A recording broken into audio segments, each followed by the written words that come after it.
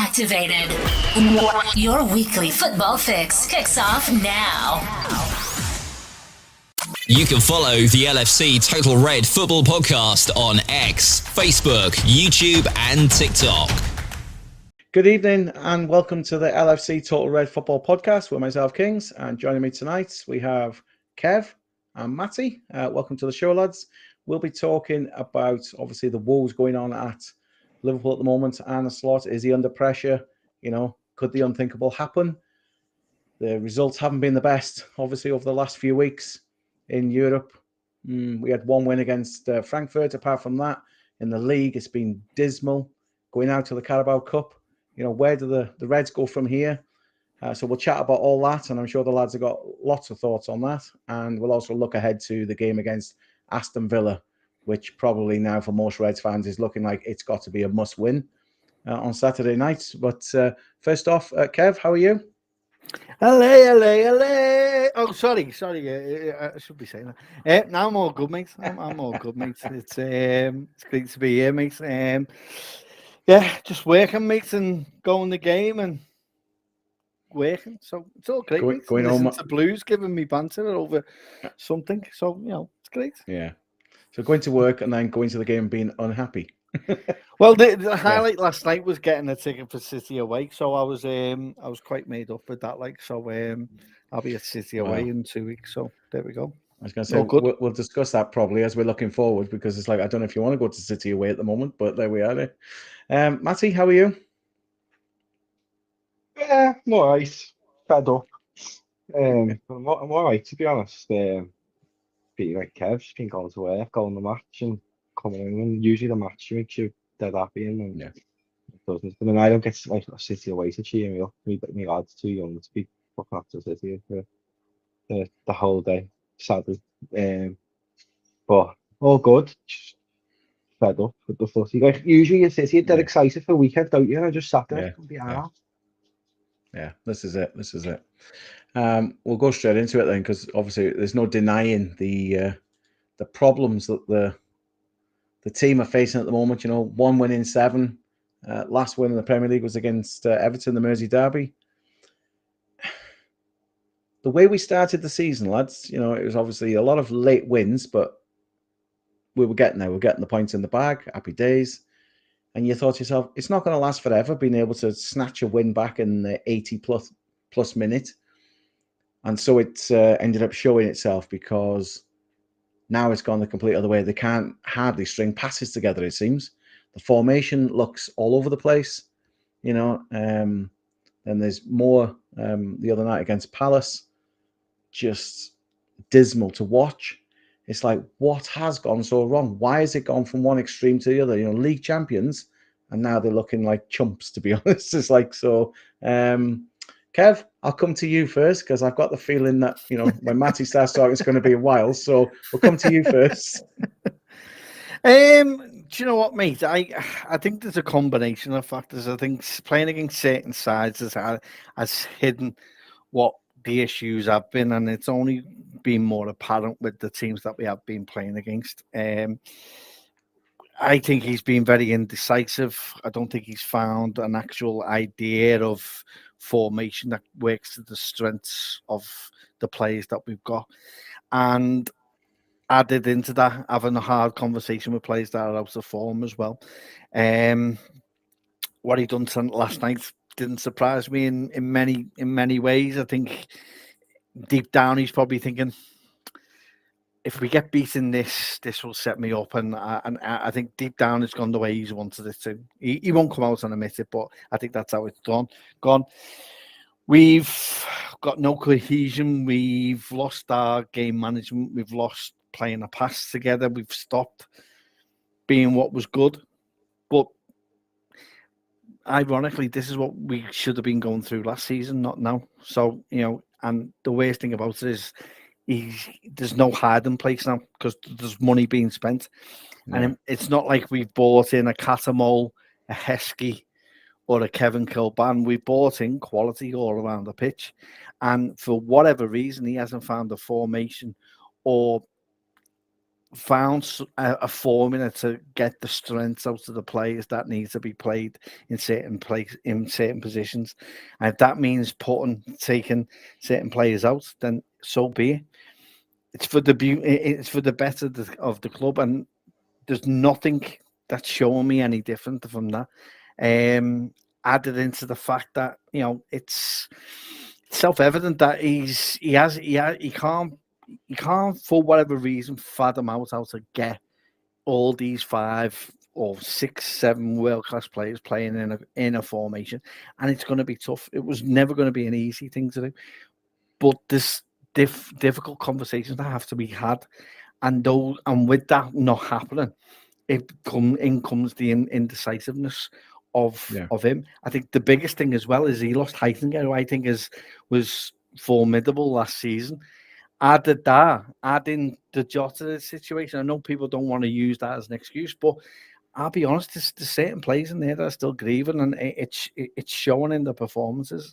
That's the only thing I can put it down to, and it's sad in a way that as a professional footballer, the way it's happened, you can't get over that fact, because it's constantly every game, 20th minute. If you're playing at home, you've got the memorial, you've got everything around it. You're never away from it. And those players that were really close to him, the likes of Mo, the likes of other players that were there, it's difficult for them to get through that, and it's a struggle at the minute. And that's one of a combination of factors. But he needs to. His coaching has to be flexible.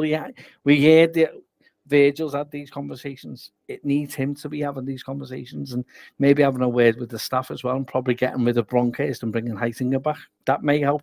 He needs to do something. He needs to be looking at doing something, because he's added the pressure on in a big time by doing what he's done, and no one's going to give him any leeway, because there's been money spent, as I said. So that's it. It's a combination. I can't answer it straight, because I think there's so many ways, and I think what I've said, I think Matty may agree, may not agree, you may not do, but we all have a different view of how it's gone, and it's hard to put it down, and that's why you have so many views on it, that it's hard to put it down to one single factor. But I put it down to an absolute most of those, and I think Heitinger is definitely one, and his formation and his indecisiveness is showing this season. So I'll shut up now. I think it's all right. It's all right. No problem at all. You can follow the LFC Total Red Football Podcast on X, Facebook, YouTube, and TikTok. There was a lot of talk probably halfway through last season. Everything was going well. They ended up winning the title, and people who knew him from his days in Holland had said, "You wait till next season. In his second season, when he's got his own players, etc., he will start excelling even more." So I think people were excited after hearing things like that. Then the club spent a lot of money in the summer, and people were putting 2 and 2 together, getting 5 basically, because they were like, right, he's going to be great in his second season. He's already won the league. We're going to probably win everything. Now we've got all these world-class players as well. It's going to be great. And it just isn't clicking at all, Matt. And I think it's one of them, personally, I don't think Ekitike would have come in if they'd have known for sure they were going to get Isak. Personally, I don't think they'd have got both. They got one, and then were told, actually, if you do come in for Isak, although it was long-winded, you're probably going to get him. It's like, well, so there's probably 2 players for the same position that weren't expected to be fighting it out, to be honest. But the others, we'd obviously lost Diaz, we've lost Trent, and unfortunately we lost Jota as well. And I think people are thinking, oh, Vert's coming in, Gakpo's going to step up, we've got Frimpong with a lot of pace, etc. This is going to be okay. And yet there is no cohesion at all. It just doesn't seem to click at all. And I don't know, what's your thoughts on the last, 6, 7 games where it's been atrocious at points, isn't it? It's grim. I think what makes it grimmer is you can feel it on field, that sense that it's just about to tip over. It's going to tip over anyway. My annoyance really is, in the summer, obviously you're all riding the wave of the players you're bringing in. None of us have ever witnessed Liverpool go that mad in the transfer market to bring players in. But you sort of ride the wave, and it was more that you're like, Guayi's going to come in, Guayi's going to come in, Guayi's going to come in. And then you see the other day that we didn't go in for him till the 25th of August or something stupid like that. That should have been the first player we were really making inquiries on buying. Because, yeah, it's all well and good. We spent 500 mil this summer. We didn't fix the problems we had last year. Liverpool have been poor since 29th of January this year. Since PSV, when we played them, like, really poor. When you go back on our fixtures, we haven't won many games since PSV. We won enough to win us the league, but we sort of burnt out after Christmas last year and haven't really recovered from it this season. And we went and bought players whilst not really replacing the ones who have left, even though you've replaced the attacking line within the club. You haven't replaced Luis Diaz, who was and is better than Cody Gakpo on the wing. And for the type of player you're going and buying Alexander Isak, Luis Diaz is perfect for Alexander Isak. You need players who get out wide and cross the ball in and will take on a defender. What we've got currently is it works if with Mo Salah. I think where he's affected most for me is probably Diaz as well as Trent Diaz, because Diaz will do all the running and cutting in behind and they're on the other side, and so then defenses had to prepare for both because Salah would cut in. The issue we've got now, we don't look like we can score a goal. And we can't score a goal because every team knows Cody Gakpo is going to cut in and Mo Salah is going to cut in. Oh, it's fine if you want to play Cody Gakpo and Mo Salah together, but just alternate the sides they play on. If they're that insistent on you can only use the strongest foot, put them on the other side and they can play wider and whip the ball in. I think that's where he's going wrong, and it's crazy because it just seems like a common sense to play to the players you've bought strength. And Alexander Isak was one of the best strikers in world football when at Newcastle, because he had two wingers who just run all game, whipping the ball in for him, and he hasn't got that at Liverpool. We're cutting inside and lofting the ball in. It's the easiest cross in football to defend. Anyone can defend that cross from any footballer, and we just not playing to anyone's strengths. Even Vert, unbelievable footballer. He's one of them players who, if you bring into your football club, you bring him in to build your team around him. You don't just bring him in to fit him in, because we didn't play a position where Brian Vert is strongest, that which is a 10. You don't spend 100 odd million pounds on him. You've got to build your team around him and Isak. I know Isak hasn't hit the ground running yet, but because we haven't built our team around him and neither Vert. Ekatike, he's done well, but he's young, he's hungry. We're trying to build our team around. I know Vert is young as well, but Isaac's that little bit older. You just got to build your team around these players if you want to get the best out of them. And we haven't even addressed the problems we had last year, which was the midfield did show signs of cracking towards the end of the year. And the defence, as much as I hate Trent, you're losing someone who was delivering you 15 plus assists a season. You've got to replace that, and you haven't replaced it really. You've had the Vert, but you're not playing to his strengths to unlock Vert. And I think that's where we're going wrong. I mean, I did see some signs of positivity last night. I never thought I'd ever want Liverpool to play a back five, but we did look better for at least 35, 36 minutes last night. Them kids dominated Palace. We dominated them. If we had a goal scorer on the pitch last night in that first half, we probably would have had one up on Palace, 100%. And that's something I did like. I mean, on the weekend, I would rather start Calvin Ramsey than Conor Bradley. Wow. I think that's where he needs to have them tough conversations. There's positions all over the pitch. I think if he's going to play the back five, then there's certain players you need to have tough conversations with. I mean, as a defence, you could have Gomez, Eden, and Van Dijk. That allows your wing backs to bomb as far forward as you want because you've got three solid centre backs. I think it unlocks Robbo's potentially even more. Kirkes is a donkey and shouldn't be near the team. I think you're allowed to play Ramsey, he's decent. Frimpong, when he's back with that back five, it's made for him. He's another player, yet he didn't spend as much money on him, but he hasn't looked amazing. When he's played, I think Liverpool played the best when Frimpong has played. But you need to play to his strengths more, play the back five, put him as a wing back. That in turn helps Mo Salah because he's got that fullback overlapping him, which he hasn't really had this season because for some weird reason, Slot decided to hold Kirkes and Frimpong or whoever's played left back and right back. They haven't went nowhere near as advanced this season as they did last season. By playing the back five, I think it just allows Kakpo and Salah to have them overlap and runs from the fullbacks because they're not going to run wide. They just keep on the cuts inside. You need to add that other element when you're attacking other teams. And I think that'll help because the formation you played last night, Vert can play as a 10. And then you've got, you're only playing one striker. But I do think if you have Ekitike, you can play him on the left or right sometimes as well. And then you've got Isaac. Now, you obviously can't overuse Isaac because he is injury prone, but you're playing to his strengths because you're adding more pace down the wings. You're having the ability to cross balls in, which is what he does so well in the air.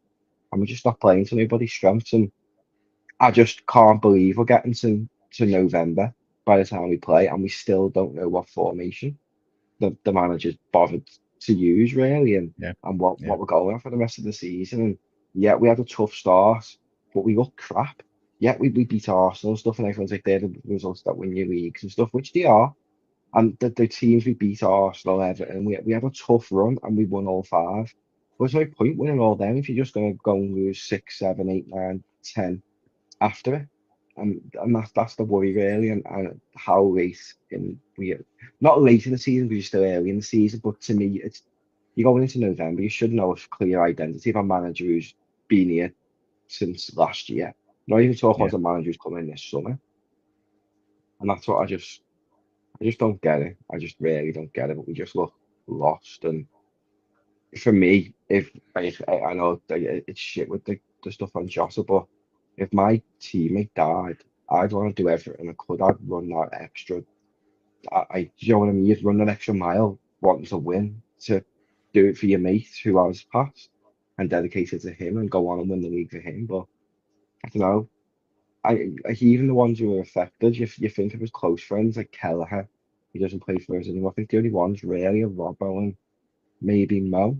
That were really, really close to him.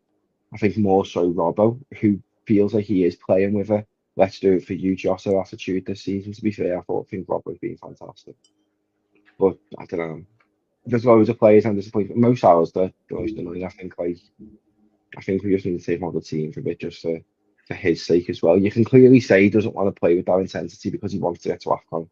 And you don't blame him. It's his last year with his country and the country means a lot to him. You don't blame him at all, but just have the ability to rest him. If you're looking at Saturday, Mo Salah shouldn't be near that team. He just shouldn't. He's not warranted the performances to start. And I think that's where Slot needs to become the manager a little bit more and have them tough conversations and drop people. Klopp used to do it.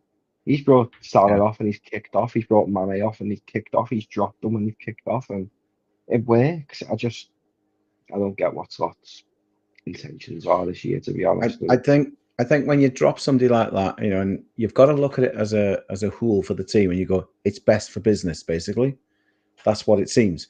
And if you take him off and they're angry about it, it doesn't matter which player it is, whether it's Salah or Van Dijk or whoever. If you take him off and they're raging about it, the chances are, like you said, Mane and Salah over the years have come back and then gone, right, I'm going to prove a point to you now. And they actually give an extra percentage of play because they're trying that much harder to prove the point. They shouldn't have been dropped in the first place. So it does work. I just feel that Slot he almost seems like, if I drop Salah, I'm going to get it in the neck. He's our star player type thing. And we've signed him for these extra 2 years. Everybody wanted it. I've got to play him. And it's like, no, you play the best people to get the win. That's the way football is. You've got to play. So if Mo's out of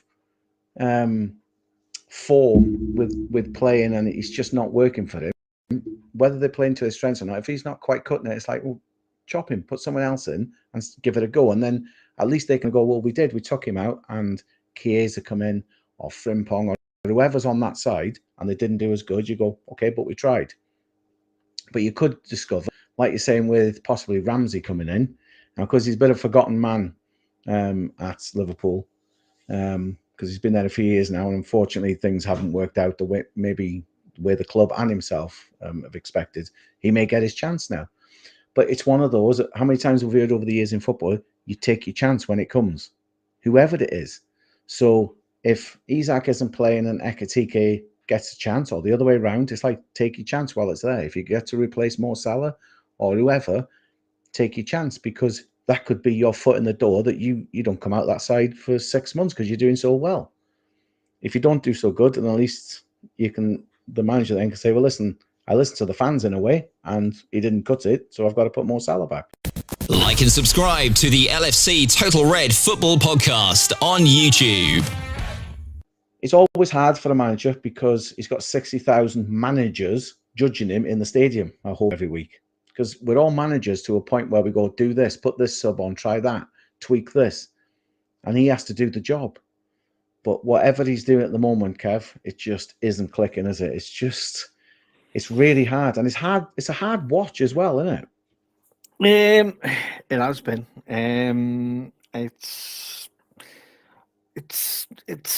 It's not Liverpool. It's not what the Liverpool I know.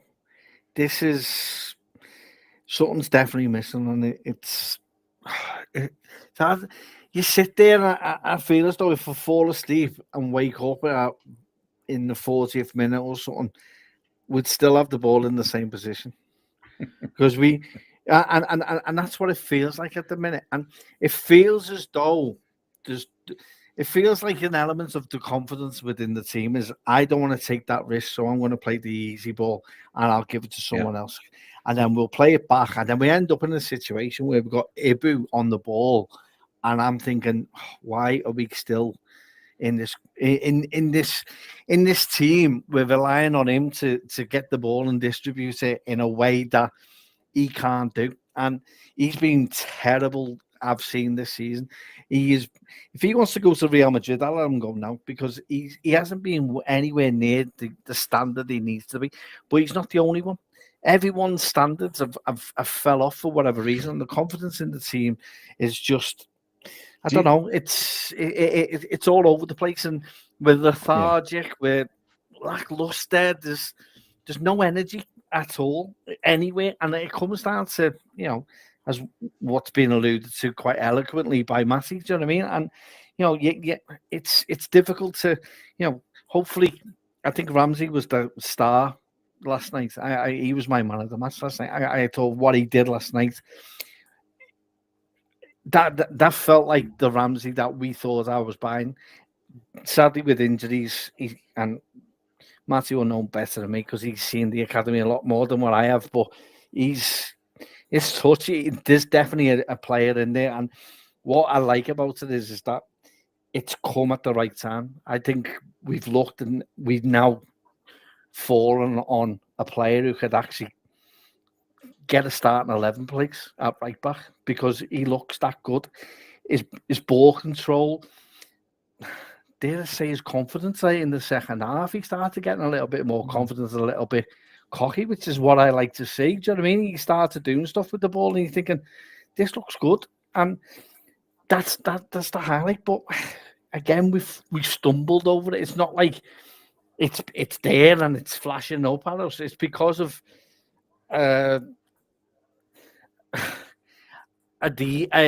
stubborn Dutch coach who's decided I'm going to play all the academy players because I don't want to play in this cup. How we've stumbled on it. It's not like we've gone right. Well, he's been doing well. Let's bring him in. It just feels as though we just stumble on stuff. And I think playing against certain teams, I wouldn't be surprised if we beat Madrid, Man City, because and that will. I hope that it doesn't work like that because it will just cover over the cracks that's already there.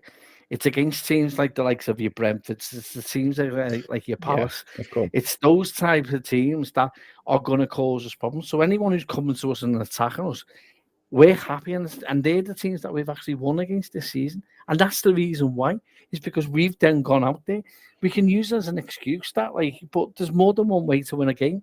And the way that Palace have stumbled on it and our bogey team, it's because of the way they play. They have I love Marteta. I love Sarr as well. I think the pair of them last night proved that.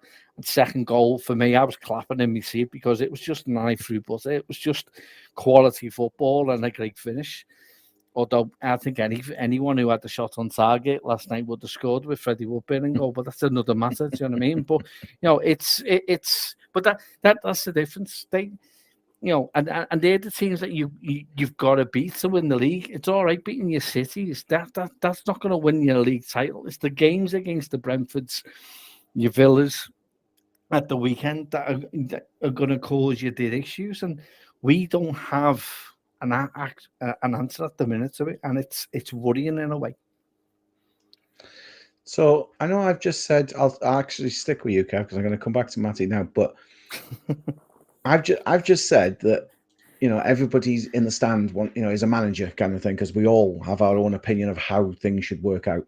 What has Arne Slot got to do to get this team back on track? How, in your opinion now, if you were in charge now, going in the dressing room on Saturday, how would you try and get this team back on track? Well, it's like what Matty said. You look at that, the five at the back, that could work. So not taking anything away from what Matty said, but that's one way of changing the formation. That's one way of changing it. You've got, for me, we've got to be set up basically compact.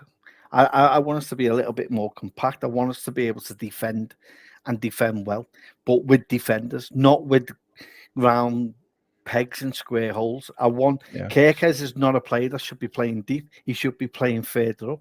And if that's changing the formation slightly so you get the best out of him and whoever's playing on the right, then that's what you need to do. They're the decisions that make that tough, that the elite coaches, and even to a degree what you see on a Sunday League side, will make. It's knowing that this isn't working, and constantly doing it is not going to be the answer. You've got to change the makeup of the team. And if that means that you've got to keep certain players out, then that's the way it is. But I want us to get our game management. I want to get a structure that at least gets the strength out of the players that we've actually got. Playing Verts on the left-hand side, I get it to a degree, because predominantly his heat map from last season and stuff, but it's a different league and it's a different team.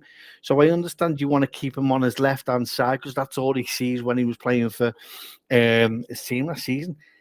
That's fine, but play him in the number 10 and let's see how he does in the number 10. Get him behind Isaac, get him behind him, put Etakite on the left-hand side, put Chiesa on the right, start that, do something like that, change certain elements of it. One element that has to be fundamental in that team is Szoboszlai, because without his energy and a Gravenberch, they're the two that have to be in there. And obviously the template, the structure, then you obviously have a Virgil and you obviously have Alisson when he's fit, but then you also then have a Vert as a number 10 and an Isaac. It gives you a strong structure to your team. And once you've got that, then the other elements should be able to fit around it. At the minute, we look weak. That midfield doesn't look right at the minute, and the structure of it isn't right. And now whether, certain players are out of form, not playing to the way, so be it, but you need that. Gravenberch is definitely, you know what I mean? Birds, Grav, and then Isaac, and then Verts just behind, and then start building the pieces. I think there's reports. I think there's reports that Gravenberch could be back possibly this weekend, which I think would be a big. It will. Look, but at the same time, you get that structure in the backbone of the main actual artery of the team correct. Once you get that right, then everything else should fall into place. But we haven't even got that right at the minute. We're all over the place, and that's the issue you've got. I find as well when I watch the game that our striker is too far ahead of the other two lines of the midfield and the defence. So when the ball's going up to Isaac, who's he got to play it to? You know what I mean? You saw that last night in certain elements with the younger side as well, and you've seen it come flowing through. That's why I'd like to see. I'm not a manager. I'm not a coach. I've never have done that. Matty's done his licenses. You know what I mean? So I he'll go into a little bit more than what I can. But for me, that's why I want the structure of the team correct. Then everything else works around it. And if it turns out to be a 5 at the back, or a 4, or a 3 at the back, then so be it. I think the biggest loss is not having Mark Gay, because if Mark Gay's there, then that back 4 wouldn't have conceded as many goals as they have, and it would have been easy to revert to a 5 at the back with Mark Gay there alongside Virgil and Kanati. That looks strong and robust. Not saying nothing again, taking anything away from Joe, but that gives you that's a dominance at the back. That then frees, as Matty quite eloquently alluded to, it frees up Kerkez. But the problem you got there, Virgil's doing what he's done with Mingele behind him, is trying to do 2 jobs. He's trying to control the left-hand side and do his own job, and he's getting stuck in the middle of that. And that's why we found at times this season he's out of position, more so than what he has done. Otherwise, but that's just me. I'm ranting now. So The LFC Total Red Football Podcast is available wherever you get your podcasts from. Also available on your smart speaker, or you can watch us on YouTube. Matty, so as Kev said there, you've different badges, licenses, etc. So you'll get it slightly different to maybe the average fan. But is there something that is it an easy fix to this, or is it a long slog to get to where he needs to be? And this season, as the old proverbial, it's going to be in transition. Where do they go from here? To me, this side's good enough to win a Champions League. He's just got to change formation now. As someone said to me at the start of the season, you've got to pick one. I think I'll pick Champions League. I've seen now we've won the Prem. I wouldn't mind a few more Champions Leagues, to be honest. It's just boss. Champions Leagues are just the best cup to win, in my opinion. Whether that's because growing up, it's the only big cup that we won when I was a kid, but it's well better. The feeling is well better than winning the Prem for me. But I think to get there, he's got to change a lot of the fundamentals, really. If he's so insistent on keeping this formation, he's got to stop letting the fullback sit so deep. And I don't understand why that's changed, because Trent and Robbo didn't sit deep. Whether that was just Trent and Robbo not listening to him, and that is why poor Robbo's getting benched, even though he's much better than Kirkhead. Kirkhead, it's not even like he's a player transitioning from another league. He had 2 solid seasons at Bournemouth, and he was one of the best touchline fullbacks in the league. He was getting compared to the likes of Andy Robertson on his peak when he was at Bournemouth. So when he's coming to Liverpool, the fact we're restricting his movements is bonkers to me. And then Frimpong, when we signed him, there was that big thing going around, like, the amount of times Trent got dribbled past in the City game was the same amount as Frimpong all season. So he's not a bad defender either. I think that certain players need to have certain competitions, like Salah. I think he probably needs to be dropped. I don't get his agenda against Chiesa at all. I don't know what more Chiesa needs to do. To be honest, didn't set the world alight yesterday, but he was all right, to be fair. And I do think he's a very, very, very, very good bench player who comes on and wins your games. I think he's unbelievable at that. And I think you need to start playing to some players' strengths, really. I think there needs to be some tactical tweaks. Like, you even see now we're being linked to buying Minter in January. We don't need Minter. We need Guehi. Or any centre-back for that matter. We need a centre-back before we bring anybody in. I think that Ibu, like Kev said, Ibu's being that weak. It's not allowed Bradley or Frimpong to really settle on being the attacking aspect of the team, because they're having to worry about Ibu. And I think it's exposed Ibu quite a lot. I think teams have always targeted that side. And maybe the little rat was underappreciated just a little bit for that side of his game as well. But I think he does need to make tactical tweaks, and I think Szoboszlai and Grav need to start. For some reason, Grav's been getting forward all the time. He needs to be told, sit back, because that's why he was one of the best. Yeah. This is it. He's the best in the world. He was sitting back quite a lot, and then this season he seems to be in the box more. Now it's like, if you're further back helping to protect at the the back end of the pitch kind of thing, it's like, but he seems to be up the field so much that it's leaving big gaps in exposure. It's ridiculous, because he was one of the best sixes in the world, if not the best six in the world last season, because Rodri was injured. There is an argument there for Gravenberch being probably the best holding midfielder in the world last season. And then for some reason this year he's running forward. That's the problem. Our defence is massively exposed when we're on the attack. You're leaving Virgil and Ibu at the back. Now, Virgil's brilliant. If you're a footballer, you are on target on Van Dijk. If Konate's next to him, you are not running at Van Dijk. Whether Konate is massive or not, you're not targeting. You're talking about one of the best defenders the world's ever seen in the whole history of football. And then Konate, on his day, is fantastic. Probably one of the best defenders in the world. When he's not on his day, he's like, I love them. When he's crap, he's crap. When he's good, he's good. There's no in between really for Konate. No. But I think if that Leone hadn't got injured, Canate would have been dropped by now because that kid looked Yeah, really yeah. special, to be fair. But we've brought one. We needed a defender last summer, and we brought one in, but then let Kwanzaa go, who's absolutely bossing it in Germany. He's like bossing it, so that makes no sense to me. And then you've sorry the baby's then you've got like in the midfield. If you're playing the five at the back, you only need two midfielders. So then you'd probably play Soboslai and Grav, and then by playing the five at the back as well, that 10 position. When you want to rest Vert because you don't want to play him for 60 games a season and burn him out, you can play McAllister there, or you can play McAllister deeper and put Soboslai in the 10. You've got that freedom, and I don't think I'd ever wanted Liverpool to play five at the back, but we did look a bit more solid, and I do think by playing that, it allows the wing backs to go forward more, which then is producing more crosses for your eyes and stuff. And I think it would work. Or just go back to the basics and play 4-4-2. You've got two world class strikers. Use them. Ekatike is going to do more running than Isaac, so you play Isaac off Ekatike. It's probably similar to when you had Fowler and Allen. You always have one playing off the other, and I think that'll work.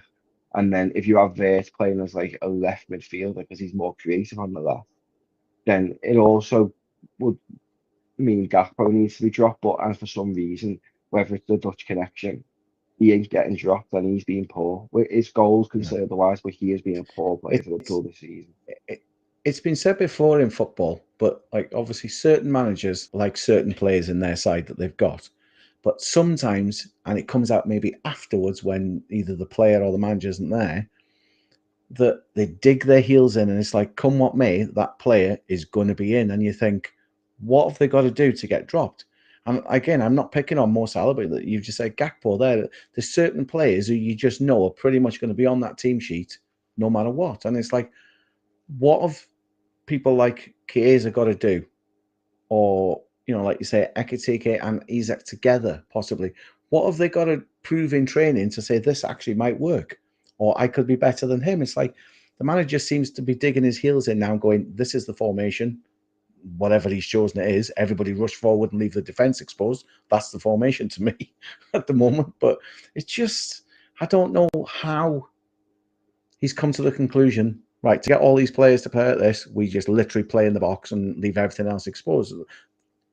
Do you know what? That formation probably would work if you didn't have Gakpo and Salah in the same team. I think it's too predictable because they're both playing the same position in the sense of they're both cutting in. And if they can't shoot, they're having a stupid dink cross. That's not helping anyone else. It's not playing to Isaac's strengths. And having two people and both of your wingers doing that, you've got no other output. Having overlaps and crossing it in and cutting in from the byline, that's offering more than somebody who's consistently doing the same on both sides. The defence are prepared for it. Yeah. To be fair, when Kev said, why don't they swap them around? Now that's going to be such a shock to the system because Salah never plays the other side and neither does Gakpo. But that really could just be the difference. It's like, let's try it and just go, do you know what? You cross the ball in from both sides, either of you, and you never know. It might just click and potentially save his job because ultimately, the more they keep playing like this and losing or drawing or playing badly, whatever, the pressure is on him. He's gone think by week. winning the league, is that what you think? Yeah. You've got Villa, Madrid, and City. You lose them 3 games. I don't care. Everyone says, "Oh, he's got a bit more time. He won the league." I don't give a flying hoot if he won the Premier League. It is not acceptable as manager of Liverpool Football Club to win 1 game in what would that be by then 10. That isn't acceptable. So I was going to say to you, how long do the club owners, wait before they're putting pressure on? Are they behind the scenes now going, get it sorted? Or are they kind of like, we're giving you some slack because it's a new team and you've won the league, etc. You always get that dreaded vote of confidence before a sacking comes on. Everybody says everything's fine, and then 2 hours later he's out the door, kind of thing. But how long do they give him? I'm not advocating for Slot to be sacked, and I've seen now already. It's like there was a clip conveniently played out. I think it was last week, wasn't it, on one of the podcasts? Where they said to Klopp, would you go back? And he was like, Possibly. Everybody's took that as in, right, let's get rid of Slot, we'll have Klopp back. And then today I've seen, temporarily, if they get rid of Slot, could they have Steven Gerrard? People like pulling their hair out with that one. But it's starting. The rumour mill is now starting to gather pace because he can't halt the run of games at the moment. And as you said, Aston Villa, all right, it's at home. Is there a fortress at Anfield at the moment? Definitely not. So they're only behind us, I think, on, is it goal difference, in the league? So it's not exactly like we're playing a team that's a lot less. They're pretty much like for like in the league. And then next week it's Real Madrid. And then the week after is Man City away. Them 3 games, as you've said, could be defining. And it's like, and you have just said that you'll be gone by next week. So do you genuinely believe that Liverpool would sack the manager if they don't win them games? Liverpool don't usually sack managers mid-season. I think it's 2 in our history. Yeah. But even when you look beyond City, you're thinking about like where you're getting the wins from. Like, yeah, you've got Forest alone and PSV, but like in like December, you've got Sunderland and Leeds and Brighton and Tottenham, Leeds. Yeah. Then you're Arsenal straight after New Year. We've got a tough. It doesn't get easier, and for me, if he was to lose, like, what he's told us yesterday with that lineup is we are winning on Saturday. He's give every single player, bar Robbo, who will start on Saturday, the night off.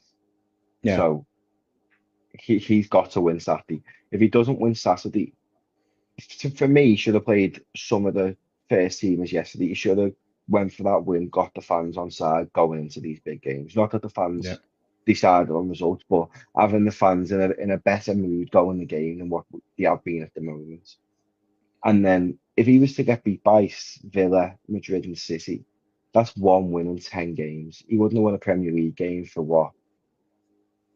8 or 9 games at that point? Yeah, something like that, yeah. That's not acceptable. And if that was Jurgen Klopp, I'd say the same thing. That's not acceptable as manager of Liverpool. To lose back to back Premier League games.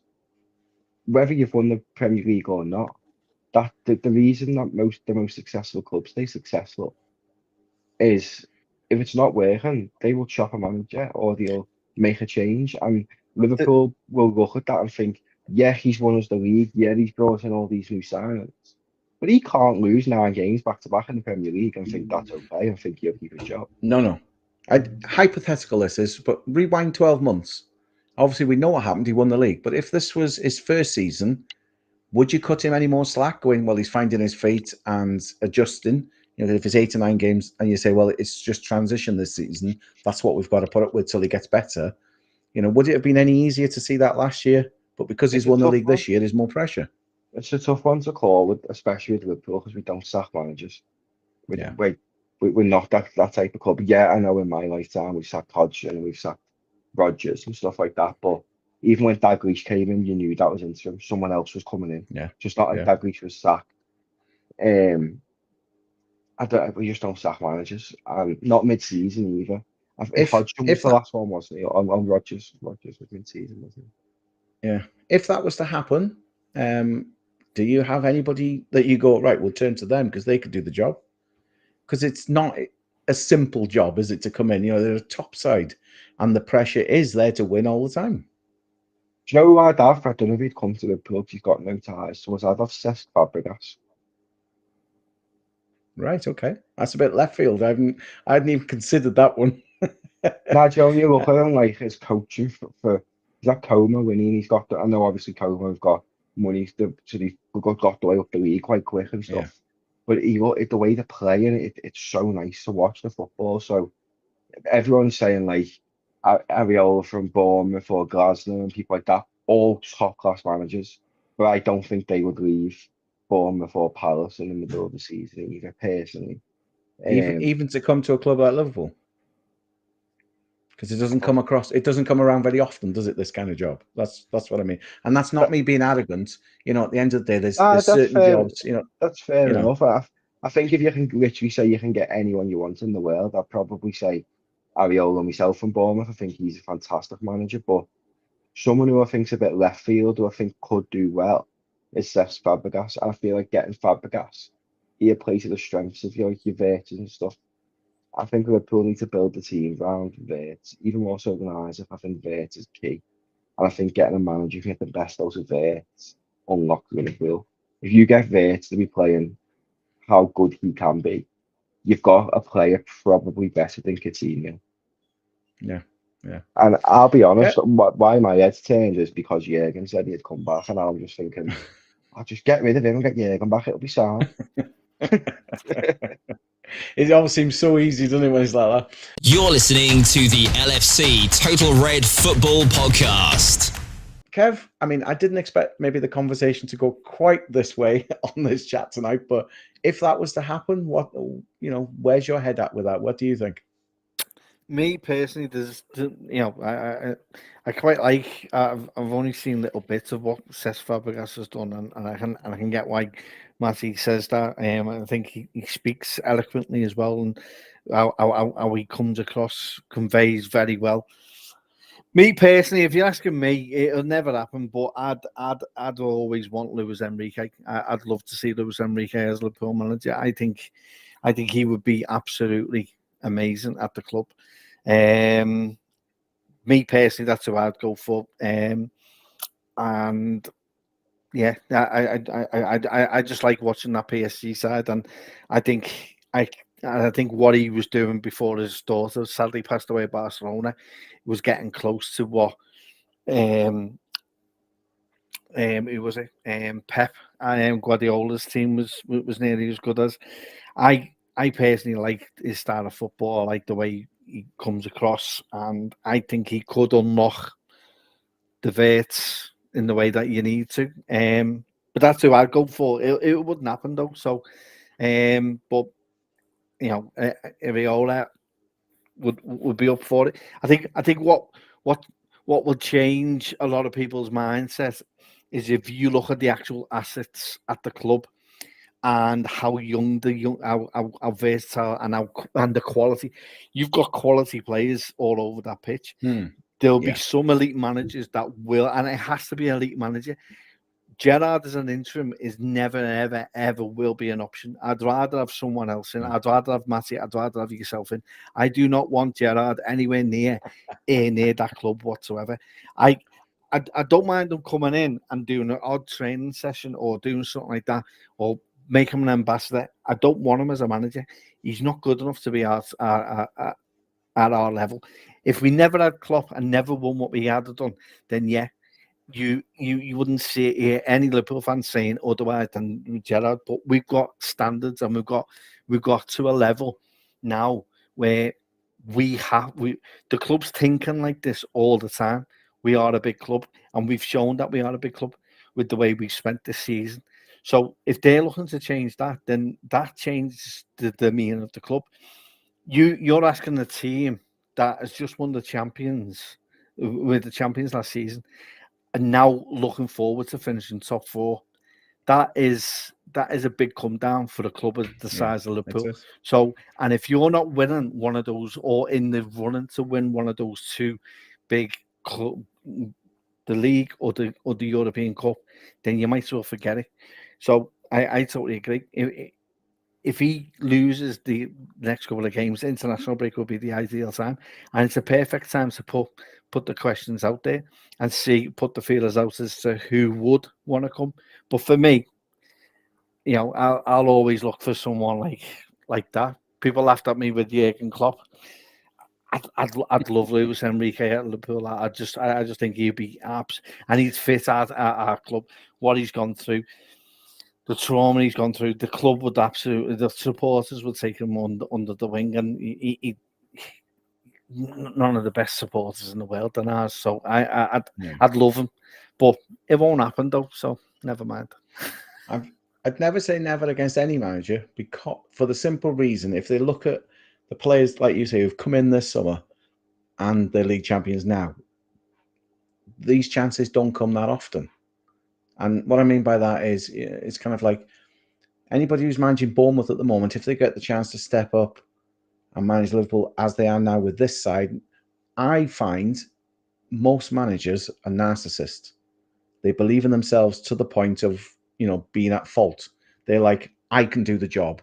They'll always put themselves forward. And that's why you see managers bounce from club to club, because they go, yeah, okay, it didn't work out of that one, but I guarantee I'll make it work at this one. They get the sack, and yeah, but I'll guarantee it'll work. They're always kind of like, I'm the right man for the job. And I think even if they're in a job and doing okay, jobs at Arsenal, Man City, Liverpool, even to a point them up the road, United, they don't come around,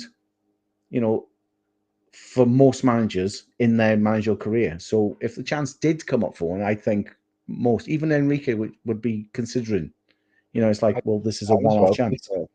I'd give it to Zidane just so we don't win the Champions League. That's what I want.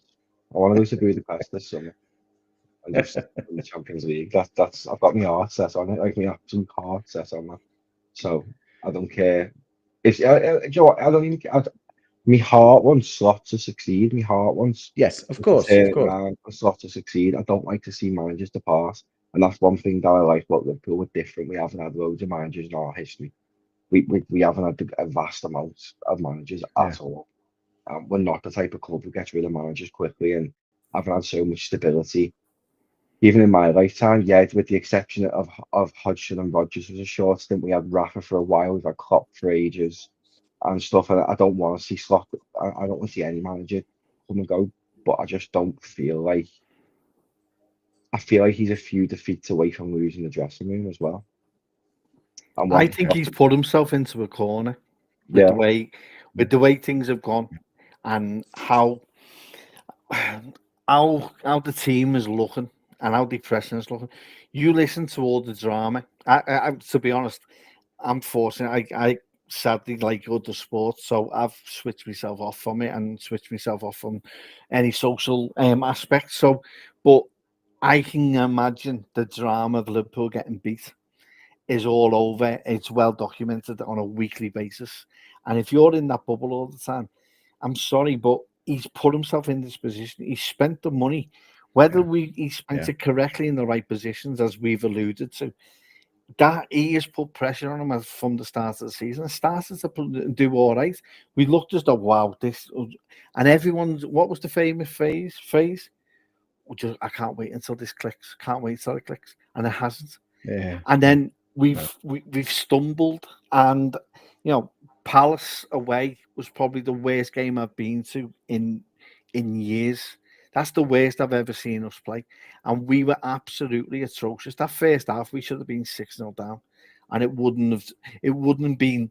It would have been right had it. And the one thing I've noticed over these weeks, and with Ali not playing as well, is the massive drop-off for those who were expecting that Marmouth Philly is going to be taken over as number one. We will lose a significant... that downgrade from Alisson in a 1v1 situations as well, and the saves he'd make. I think last week we come out with a 2-2, maybe a 2-1, because of what Ali is. Is dominance, and people have got to realise that I know we've signed this young goalkeeper, but I'd rather keep Ali myself and keep him as a number 2, because that drop off is too big for me. There's no one in the world. Ray has mentioned it. There's no one in the world as good as Alisson on a 1v1, and how he does it. He's miffed as to how he does it, but he is that good. He knows when to move. He knows when to come out of his goal.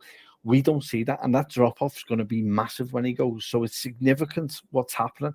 He's put himself in the corner, and even more so last night by doing what he did. Not having any of the starting 11 on the bench at the very least. Yeah, he has put himself in a corner to say, I'm backing myself that we're going to, as Matty said, we're going to win at the weekend.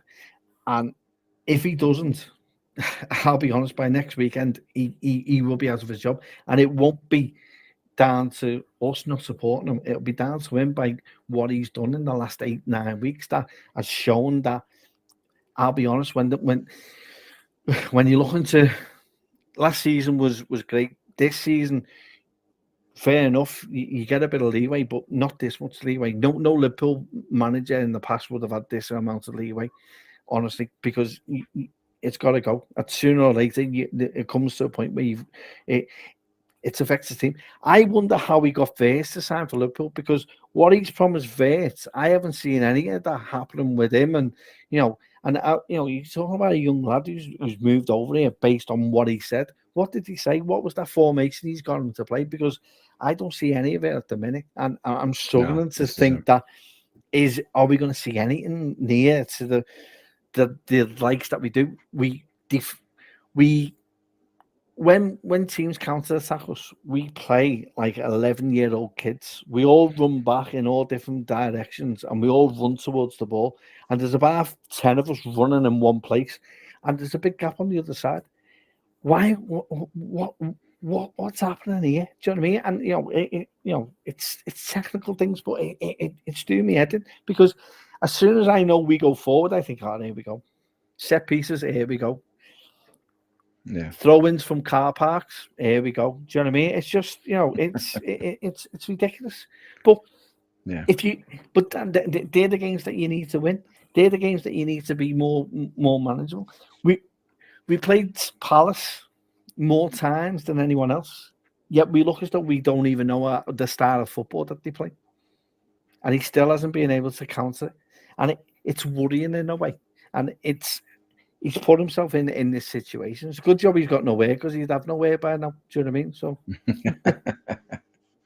so just looking ahead to Saturday, then Aston Villa, like I said, pretty much like for like in the league with us, neck and neck.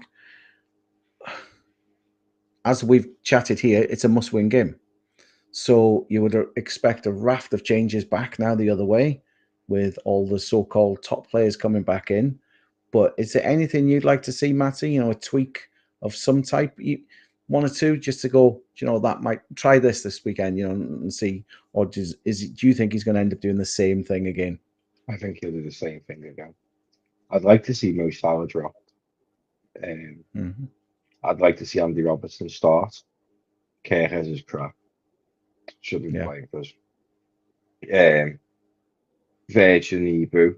But to be fair, I'd probably start Gomez. He was decent yesterday. To be fair, so although we got beat 3-0, he was actually all right. Gomez, he had shaky spells, but I think when he plays next to Van Dijk, he's better again. And I think Ebro needs dropping as well, because Ebro's been poor. I think just chance it. Like, put Robbo, Van Dijk, Gomez, Ramsey. I'll play Ramsey, to be fair. Yeah. I think he'd make it. There is still changes he should be making, but he won't. He won't. And to me, if you drop Mo Salah this weekend, he's going to be pissed off. And we play Real Madrid next. You play him then. And angry Mo Salah is much better than the Mo Salah we're seeing now. So drop him. Playing against Madrid. Get that bit between his teeth. Ekitike's got to start. Szoboszlai's got to start. McAllister shouldn't be starting. Don't know what's happened to him. It's crazy. It looks like his legs are gone. For his age, it's crazy if they have gone, but he just looked gone. So I wouldn't start him. But like Kev said earlier, Szoboszlai's got to be central. Got to be. And I think by playing Gomez instead of Ebro, you're getting that little bit of extra security from Amidashvili, who looks very grumpy to me as well. But you've got to start Robbo. He won't, though. Of course, Gakpo's going to play. Of course, Salah's going to play. He's going to have to play Ekitike. But he's got to do something. He's got to play Vertes at 10 or on the left this week. He's got to. There's no other way about it. He should be dropping Gakpo and just try Vertes out there, but he won't. Yeah. Kev, what are you thinking? I'm thinking very much the same as what we've seen. And then we throw the kitchen sink from the 60th minute on with stupid, ridiculous substitutions, hoping that we stumble across something and we either draw or lose the game because of it. Because we've got too many attacking players and there's no defensive minded players on the pitch because we've got rid of them all for them. We'll make a substitution at half time when Bradley goes off and we bring Ramsey on because he gets a yellow card. So, it's I can just see, I can mirror, I know what's going to happen. The changes that we're asking for, it's not because of our lackluster. I don't mind us slowly building up possession, but not when you're 2-3-0 down and you're playing as though you're 5-6-0 up. Do you know what I mean? It's ridiculous. There's no energy, and that goes. You've got a deflated, as Matty alludes to, you've got a deflated Mo Salah on the right. Because with certain fans, it's a bit like the Spurs situation when Kane was there. You're damned if you drop him, damned if you do play him. So, but I'd drop him. I don't want to see nothing on Instagram. I don't want to see any academy. I don't want to see any training where we're putting balls in the back of the net. Because seriously, unless you're doing that on Saturday night, I don't care how you're playing that ball in the back of the net. It doesn't matter to me. Let's just get back to the basics and let's just try and play a nice, expansive football that allows us to be defensive-minded and have the defensive players in place that are positioned in a place so that if anything does happen, we've got enough players back, and we don't start playing schoolboy football when we're going forward and going, right, well, I can't be arsed running back, and then leaving it we leave it to a donkey and from Shrek, and you've got Virgil next to him who are just trying to deal with it, and then you got the flying red arrows coming backwards. No one's got a plan of where they're going. They're just running because they're following where the ball is and not following players. That's what I don't want to see, but that is what I am going to see on Sunday or on Saturday. The fans, I'll be honest, the Man United game didn't feel like a Man United game. There was no intensity in the crowd, but that comes off the pitch as well. What we're seeing on the pitch isn't giving anyone any kind of hope or anything like that. At the very most, I'm asking for shots of fucking heroin in certain games just to keep me awake because it's that bad. So it's bad enough as it is.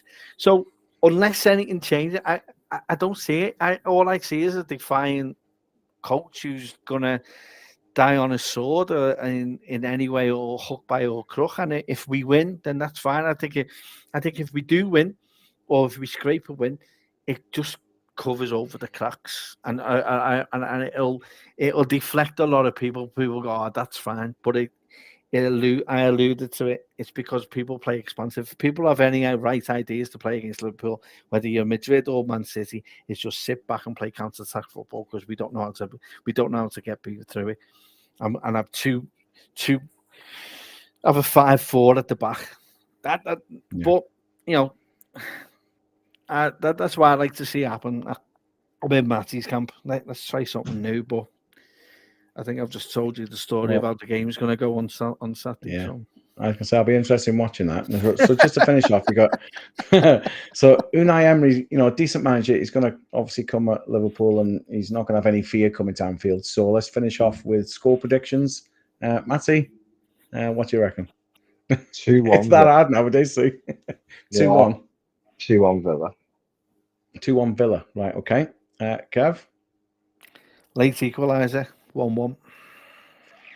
And I'll go the other way. I'll say 2-1 Liverpool, but hard fought, not an easy kind of, game this at all. So we shall see. Right, we have come to the end of the show. That hour has flown by, to be fair, lads. I do thank Kev and Matty for coming on and chatting about the current goings on at LFC and, Arne Slot and how he's handling the side and possibly the pressure of the current situation. We shall see over the next few games if he does keep his job, and hopefully the results improve. But thanks very much for tuning in to the LFC Total Red Football Podcast.